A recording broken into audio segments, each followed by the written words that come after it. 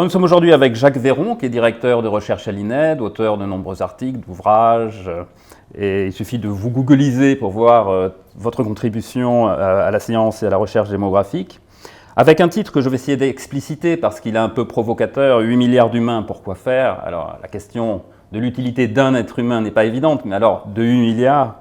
Donc l'idée est de faire un constat simple, c'est qu'aucune espèce, disons de la taille, de l'importance, du poids de l'être humain n'a jamais été autant représentée sur Terre. C'est dû à la révolution néolithique, donc l'apparition de l'agriculture, à l'exploitation des énergies fossiles depuis le début du 19e siècle avec le charbon, et puis bien sûr le pétrole.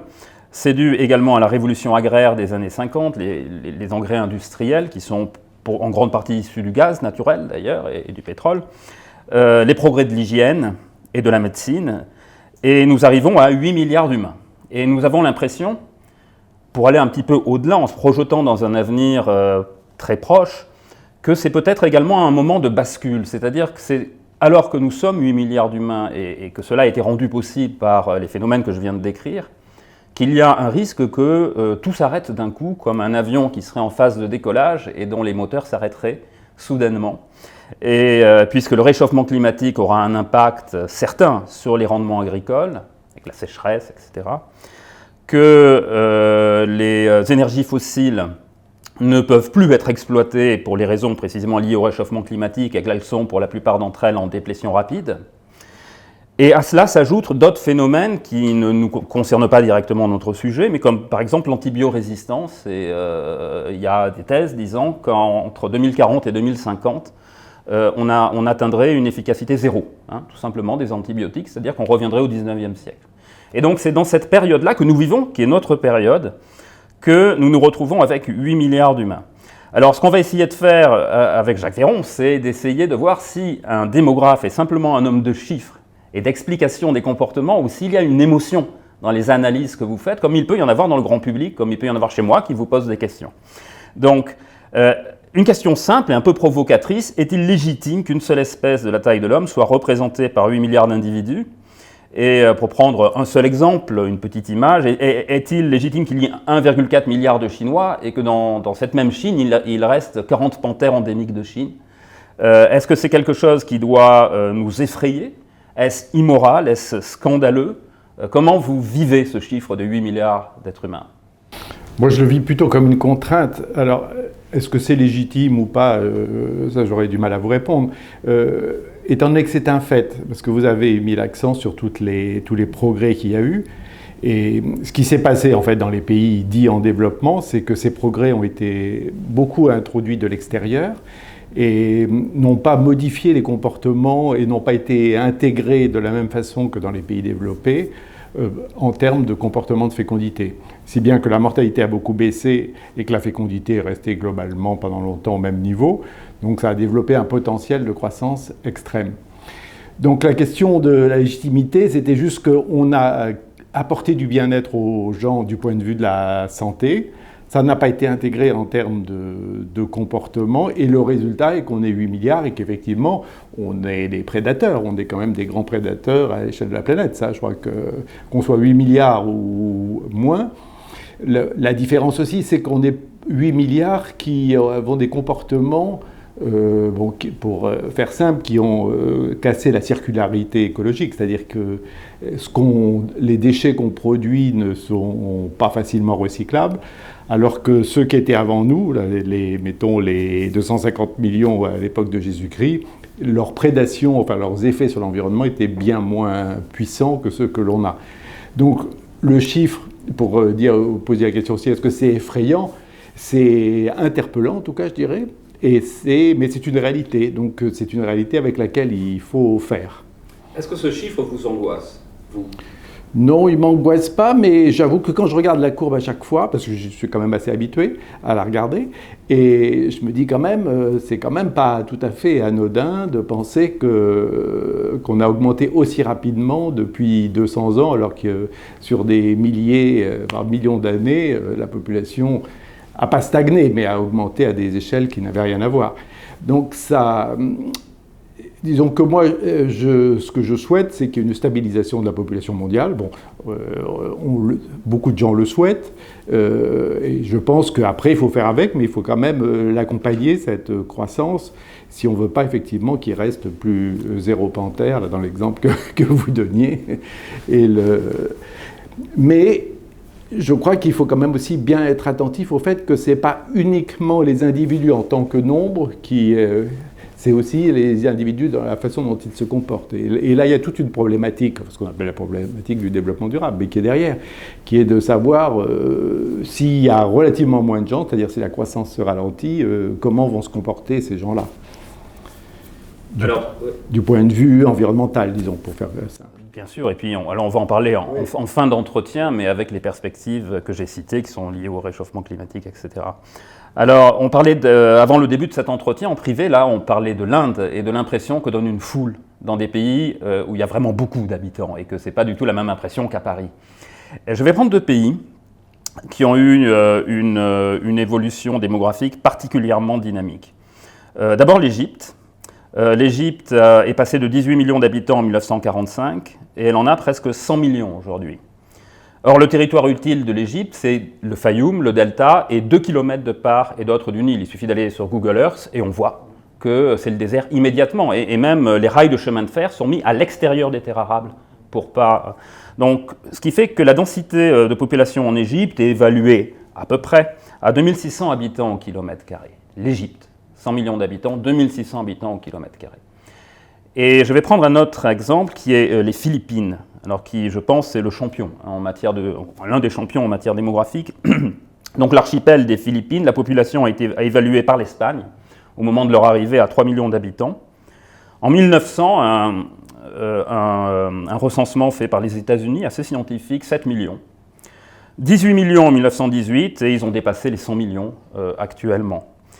Est-ce qu'on peut considérer que cette progression de la population est folle ? Et pour reprendre le cas de l'Égypte, moi j'ai un concept que je vous soumets qui est celle d'un pays prison. C'est-à-dire si on prend Gaza par exemple, c'est un pays prison, les gens sont stockés et Gaza est passé de 400 000 habitants en 1948 à 2 millions aujourd'hui par la dynamique interne. L'Égypte commence à ressembler à un grand pays prison, à un immense pays prison. Et quel est l'avenir d'un Égyptien aujourd'hui ? Est-ce que le président Sisi, les élites, la population égyptienne peut envisager un avenir quand on est à ce point dense et qu'on est 2600 par kilomètre carré ? Je pense qu'il faut l'imaginer, cet avenir. Alors, on peut pondérer un petit peu cette densité par le fait qu'il y a des très grandes villes et que l'urbanisation vient interférer, vient augmenter les niveaux d'urbanisation, les densités de population. Mais c'est un fait que la population, et vous pourriez me citer le Mexique, il y a quand même beaucoup de pays, de grands pays, qui sont dans la même situation. Et donc on parle beaucoup des migrations, mais on voit bien que les migrations ne sont pas une solution généralisable. Étant donné que les pays qui ont une croissance encore importante sont bien plus nombreux et ont un poids démographique beaucoup plus important que les pays développés. Donc de toute façon, il y a une asymétrie des nombres.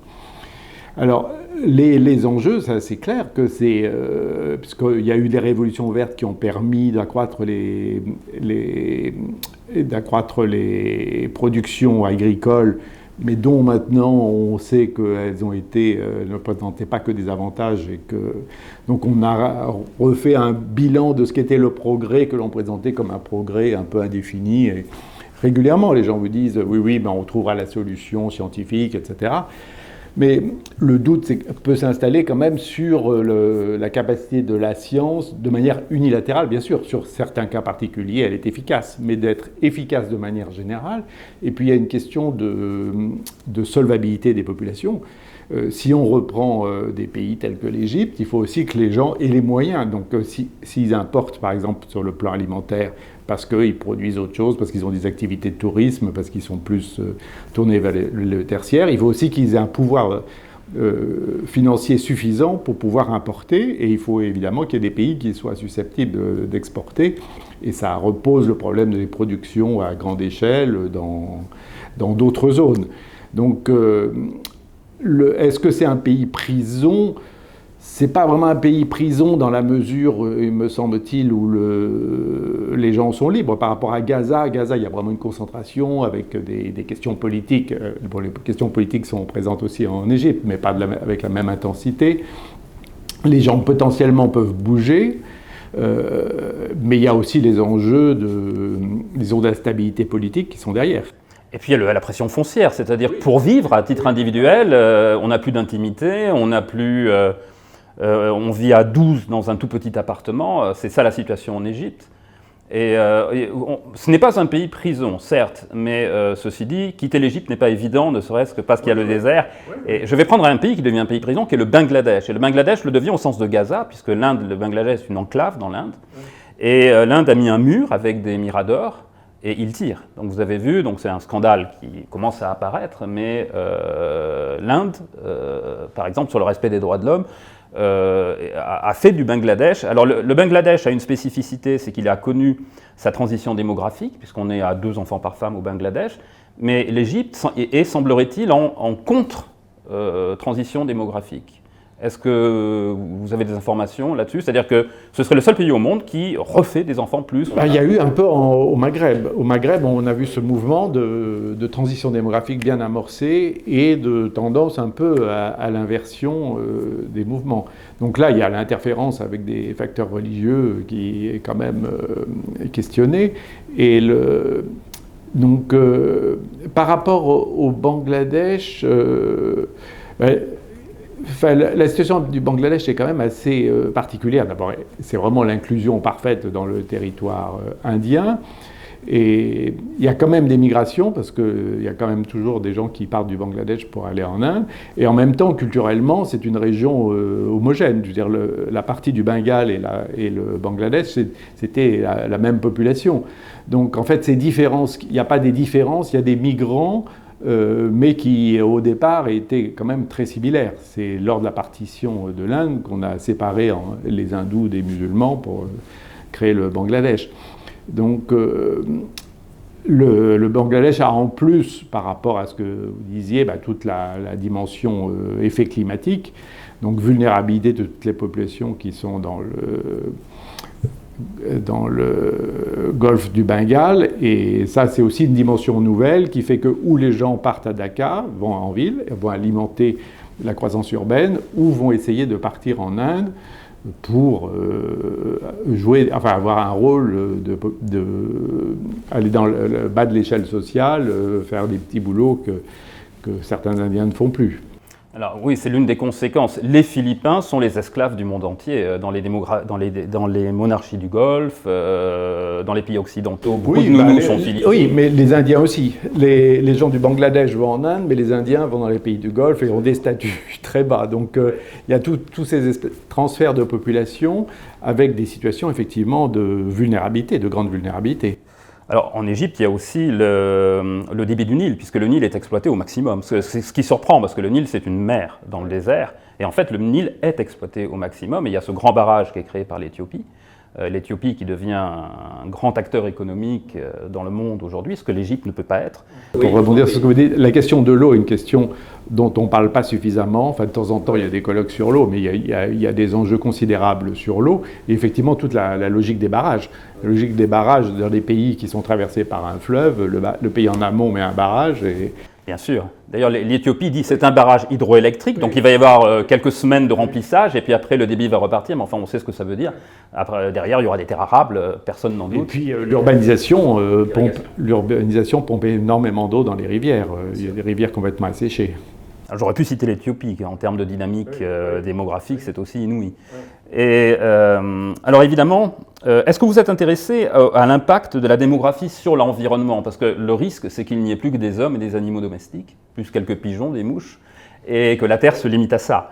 Et est-ce que les démographes ont des travaux, développent des travaux qui mesurent l'impact de la démographie sur l'environnement, l'impact direct?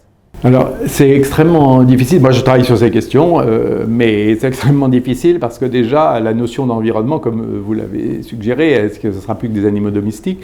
Justement, la conception de l'environnement, on a quand même l'idée de temps en temps que c'est encore la nature, mais la nature, on la trouve pratiquement plus nulle part, enfin, en tout cas, dans très peu d'endroits aujourd'hui.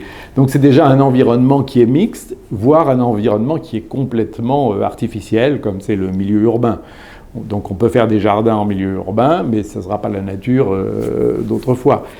Donc il y a toute une problématique sur l'environnement qui est de savoir exactement de quoi on parle, et avec tous les effets paradoxaux, comme c'est un concept extrêmement large, l'environnement, on est obligé, on n'a pas une solution simple, on a un ensemble de variables, et il y en a qui vont évoluer de manière positive et d'autres négatives. Pour justement juste éclairer un petit peu le débat, là je pensais à une question qui touche les éoliennes, la transition écologique. Donc on va mettre des éoliennes dans des lieux qui ne sont pas forcément totalement adaptés. Ce sera au nom de production énergétique, mais en même temps on va détruire des paysages ou faire varier va avoir un impact sur la faune ou la flore, un impact non contrôlé. Donc c'est très difficile de voir une évolution qui soit univoque. Si vous voulez. Très souvent, on a des effets qui sont paradoxaux, sauf quand on travaille à une échelle très locale. Quand on travaille à une échelle très locale, on voit des changements. Après, ce n'est pas toujours le facteur démographique qui est moteur, comme en France, il y a eu l'exode rural. Ce n'est pas uniquement parce qu'on ne pouvait pas nourrir les gens sur les terres, c'est parce que aussi les gens voulaient évoluer, ils étaient plus éduqués, ils voulaient accéder à d'autres types de travaux. Donc les effets ne sont pas directs et mécaniques. Et c'est toute la complexité du sujet. Donc il y a une complexité d'ordre scientifique, et puis il y a des aspects normatifs. Qu'est-ce qu'on appelle un bon environnement? Et tout le monde n'est pas forcément d'accord sur l'environnement souhaitable. Alors, face aux pays du Sud qui sont très dynamiques d'un point de vue démographique, même si une partie d'entre eux, on peut penser au Maghreb, vous avez dit avec des tressaillements, mais à l'Iran, à la Turquie, ont connu leur transition démographique, les pays d'Europe perdent pour certains un tiers de leur population par génération à peu près. Donc les pays donc il y a des groupes de pays qui sont à 1,3, qui ont un taux de fertilité de 1,3 enfants par femme. On peut citer les pays du Sud, Portugal, Italie, Espagne, et puis les anciens pays de l'Est, enfin qui sont toujours à l'Est, qui ne sont plus communistes, la Pologne, la République tchèque. Et est-ce que ce phénomène en Europe est homogène? Est-ce que c'est la même chose? Est-ce que vous pourriez le décrire de la même manière? Non, pas du tout, donc, parce que disons qu'on pourrait peut-être considérer trois groupes. Un groupe, les pays de l'Est, avec une fécondité très basse qui a été liée à la crise économique et au choc associé au choc résultant de la fin de l'URSS. Les pays du sud de l'Europe qui, eux, ont longtemps eu une forte fécondité et qui l'ont vu se réduire extrêmement rapidement, avec une transformation, un bouleversement de la société extrêmement rapide. Donc avec un effet modification de comportement, autonomie plus grande, désir de liberté, etc., après la fin du franquisme. Et puis dans une deuxième période, un effet crise économique, crise de 2008, qui a eu des effets sur la fécondité, pas vraiment sur la fécondité, parce que la fécondité était très basse, mais essentiellement sur les migrations. Et puis le troisième groupe, mais qu'on pourrait réduire à lui tout seul, qui est l'Allemagne, qui est un pays riche, où la fécondité est basse, pour des raisons, alors peut-être qu'on pourrait y revenir, en tout cas où il y a un refus de l'enfant très important, et à l'échelle européenne, c'est un des pays qui ne connaît pas de crise économique où le refus de l'enfant est la proportion est la plus élevée. Donc sur un modèle qui est un peu mixte, où on peut voir des aspects purement économiques, disons de bien-être, de je veux être active et libre, etc. Des aspects environnementaux, je suis sensible à la dégradation de la planète et je ne veux pas forcément avoir d'enfants. Donc il y a des choses mélangées. Mais ce qui est propre à l'Allemagne, c'est raisons qu'on peut voir en Allemagne, on ne les verra pas, on ne les voit pas actuellement en Italie, en Espagne. C'est vraiment actuellement la crise économique qui est l'effet dominant, mais sur une évolution qui était structurelle de baisse de la fécondité. Alors vous dites l'activité économique qui est pour l'Europe du Sud qui explique en grande partie le fait qu'on ait moins d'enfants. Mais pourtant, si on regarde l'histoire, c'est quand les Italiens étaient extrêmement pauvres et souffraient même parfois dans certaines régions de la faim qu'ils ont fait le plus d'enfants. Oui. Or aujourd'hui, on vous explique que nous sommes la génération à 1 000 €, qui est le salaire, et donc nous ne pouvons pas avoir d'appartement, nous ne pouvons pas. Or, malgré tout, ils vivent mieux que ne vivaient leurs grands-parents qui, jusque dans les années 70, avaient une démographie dynamique. Oui, donc, oui. Comment expliquer cette contradiction ? Effectivement, je crois que ça peut s'appliquer d'ailleurs aux pays en développement. On passe, les populations pauvres des pays en développement exercent très peu de choix en termes de fécondité. Elles ont des enfants, souvent ils travaillent très jeunes, ils se mettent à travailler très jeunes, donc ils ont un coût économique très faible, donc il n'y a pas une décision d'avoir des enfants. Quand les gens progressent en termes de niveau de vie, d'instruction, de santé, il arrive à un moment où ils vont dire la taille idéale de ma famille, c'est 1, 2, 3, mais c'est un concept qui émerge. Je veux dire, c'est pas des gens qui sont en situation de grande pauvreté, ils n'ont pas l'idée qu'il y a une taille de famille idéale, ils ont juste leur famille, ils accèdent plus ou moins à la contraception. Et donc il y a bien une évolution qui est avec le progrès, c'est la même chose pour les migrations d'ailleurs, c'est un enrichissement qui va faire qu'on migre, c'est un enrichissement qui va faire qu'on a moins d'enfants. Et puis après, quand on est en haut de la courbe de l'enrichissement, si on peut dire, là la situation est plus compliquée parce que ça interagit avec la vie professionnelle, les aspirations professionnelles. Et puis aussi, pour certains pays, un peu la culture, une espèce de culture style soft power. En France, le modèle, c'est quand même... il y a très peu de femmes qui disent « je ne veux jamais avoir d'enfants dans ma vie ». Après, elles pourront ne pas en avoir parce que leur vie fait que les choses ne se sont pas faites comme ça. Mais il n'y a pas une décision a priori alors qu'il y a des pays, je parlais de l'Allemagne, où il y a beaucoup plus des décisions de ne pas avoir d'enfants, mais en même temps l'Allemagne a été traumatisée par le nazisme et la politique de population de l'époque, en même temps la politique de population en Allemagne est quasiment inexistante. En France, il y a toute une tradition d'intérêt pour la démographie, de sensibilisation à la démographie. Alors, c'est difficile de dire que c'est ça qui va être le facteur majeur, mais en tout cas, ça crée un environnement social, économico-social qui est favorable, qui est plutôt friendly pour children friendly. Donc un autre sujet, bien entendu, qu'on ne peut pas éviter, c'est le sujet des migrations. Donc les Européens, mais aussi on le voit, les Américains ont peur des migrations. Donc les mouvements de population ne sont pas les mêmes aux États-Unis, c'est plus des gens qui viennent d'Amérique centrale.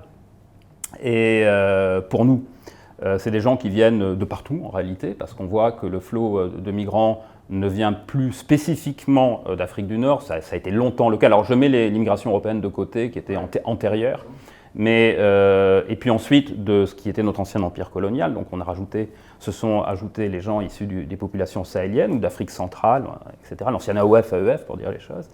Mais on voit aussi des Bangladais, des Pakistanais, même des Iraniens, etc., etc. Et face à cette situation, il y a deux positions. On voit que l'opinion publique est totalement divisée entre, d'une part, des gens qui disent on veut rester français. Donc la question, évidemment, c'est celle du multiculturalisme. Et nous sommes français, nous voulons le demeurer. Et d'autres qui disent il faut accueillir nos frères humains qui ont besoin de migrer. Et il y a un outil qui s'appelle, un outil juridique, un statut juridique qui s'appelle le droit d'asile. Et est-ce que le droit d'asile qui a été créé pour permettre à une poignée d'intellectuels de trouver refuge, et en France en l'occurrence, est adapté lorsqu'on est 8 milliards d'êtres humains qui circulons dans toutes les directions? C'est-à-dire, est-ce que cette notion de droit d'asile a un sens quand on est 8 milliards en fait? Je ne pose pas la question d'un point de vue moral, parce que vous pouvez dire, moi je crois que oui, mais d'un point de vue pratique, tout simplement. Allié à ça, le fait qu'il y a quand même une instabilité politique qui s'est beaucoup développée dans les années récentes et qui fait qu'il est extrêmement difficile aujourd'hui de dire quelle est la situation des gens dans leur pays. Donc, est-ce qu'ils sont vraiment soumis à... Est-ce qu'ils sont vraiment forcés de partir ? Je mets à part la question des réseaux de migration, etc., qui est une autre question. Mais si on reste sur le terrain, disons, de la protection des populations, de la migration comme moyen de protéger des populations en danger, on s'aperçoit que c'est extrêmement difficile parce que des Afghans, par exemple, c'est sûr que la situation en Afghanistan est loin d'être très satisfaisante. Ils ne sont pas opprimés de la même façon qu'ils peuvent l'être dans un autre pays, mais il peut être difficile d'y rester. Et comme ces situations de tension se sont quand même beaucoup multipliées à l'échelle de la planète, un peu partout, on voit avec le Venezuela aujourd'hui, en Afrique, au Burkina Faso, Mali, etc., il y a un potentiel de gens en situation difficile extrêmement important, et c'est sûr que l'Europe ne peut pas faire face, ça c'est clair. Donc il va falloir modifier, enfin en tout cas la question du droit d'asile, je ne vous demande pas vos préconisations, mais politiques, mais la question du droit d'asile se posera. Oui, de toute façon. Techniquement. Oui. De toute façon, toute la relation avec la migration se pose aujourd'hui et on voit bien qu'on est un peu dans une impasse entre ces deux discours, le discours généreux et le discours replié sur soi-même. On sent bien que aucun des deux ne fonctionne vraiment, véritablement, surtout quand ils sont positionnés en situation de conflit, je dirais, et des bons et des méchants. Mais pour l'instant, il n'y a pas trop d'autres solutions. Alors on avait les solutions rêvées aujourd'hui du co-développement, de dire il faut développer les pays, point de vue de départ. Et là, on retombe un petit peu sur ce que vous disiez à propos de la pauvreté, la relation pauvreté-fécondité. Ben non, si les gens sont un peu plus riches, ils risquent de plus avoir envie de partir.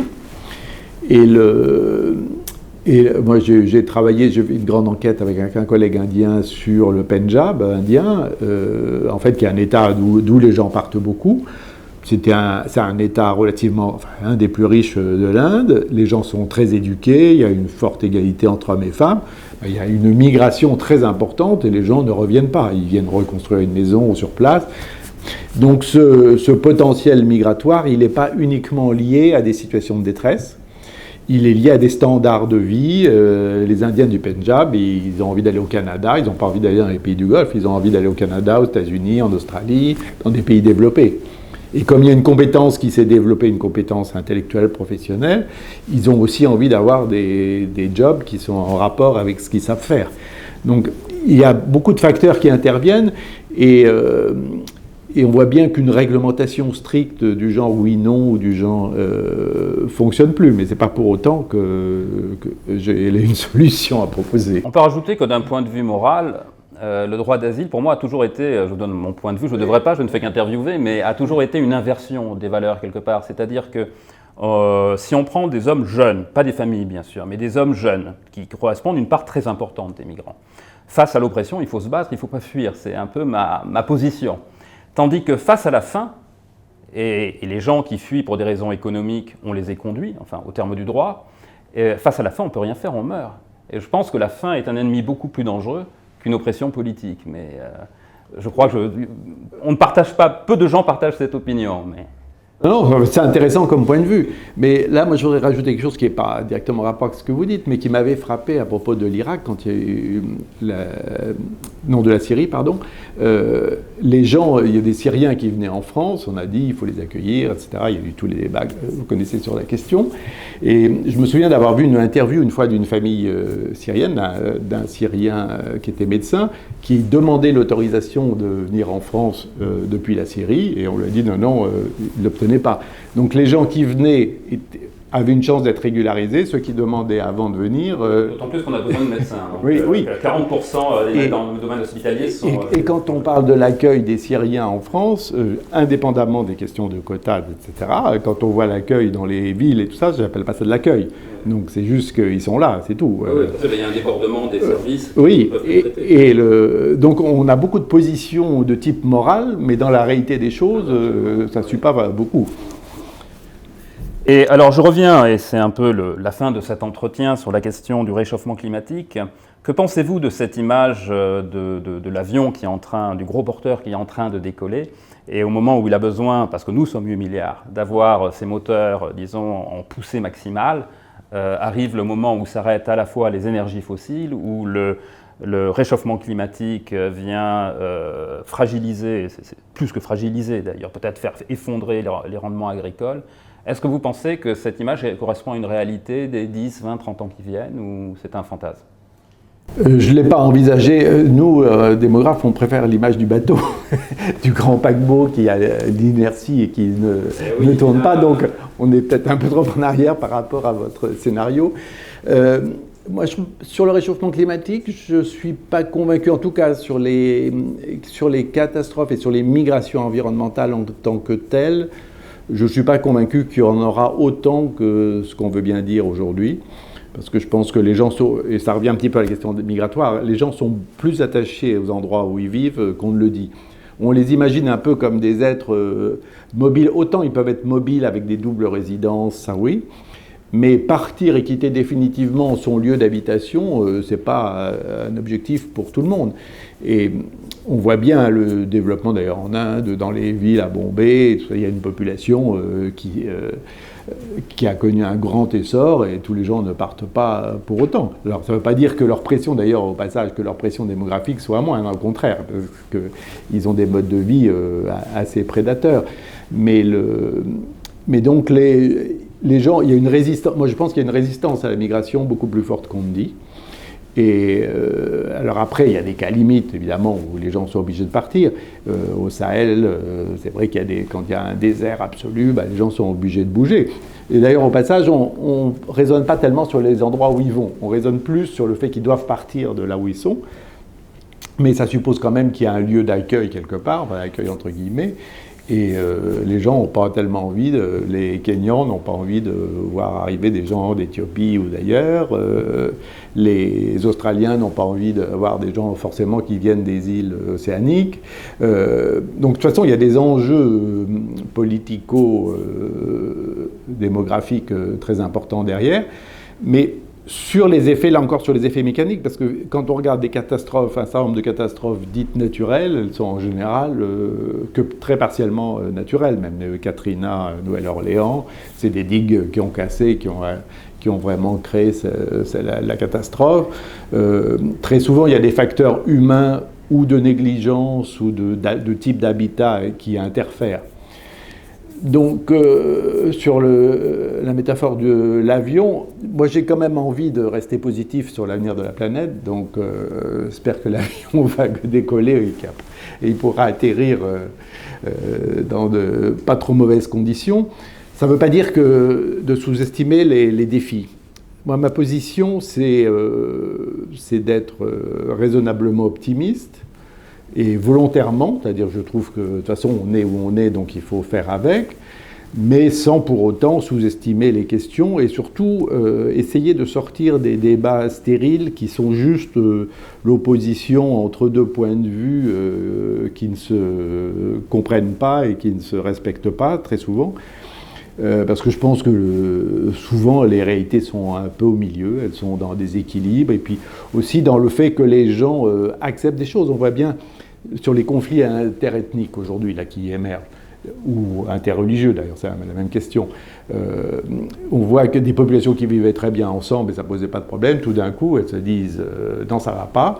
Donc il y a un petit élément qui est compétition sur les terres ou autre, et puis au bout d'un moment, il y a eu des massacres, et après, la pression monte de chaque côté, ça devient des phénomènes quasiment objectifs. Et c'est toutes ces logiques-là, vous parliez de Gaza tout à l'heure avec Israël, c'est toutes ces logiques-là qui sont quand même largement mortifères quand on est juste dans des oppositions radicales. Et donc l'enjeu des gens de bonne volonté, si je peux dire, c'est justement d'essayer de trouver des choses qui soient un peu acceptables, qui soient Je pense où l'éducation, une vraie éducation, je pense, est importante, la perspective historique par rapport à ces questions. Pas une information au quotidien, juste où on vous dit des choses qui seront oubliées le lendemain, mais une perspective historique, voir pourquoi on en est arrivé là, quelle est la marge de manœuvre, enfin ce type de questions.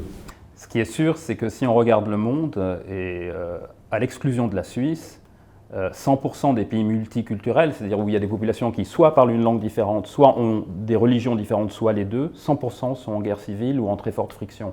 Vous pensez aux Dogons et aux Peuls, là je pense, notamment dans votre remarque. Et il n'y a aucun pays multiculturel qui soit en paix, à l'exclusion de la Suisse, mais qui est autant un coffre-fort qu'un pays finalement.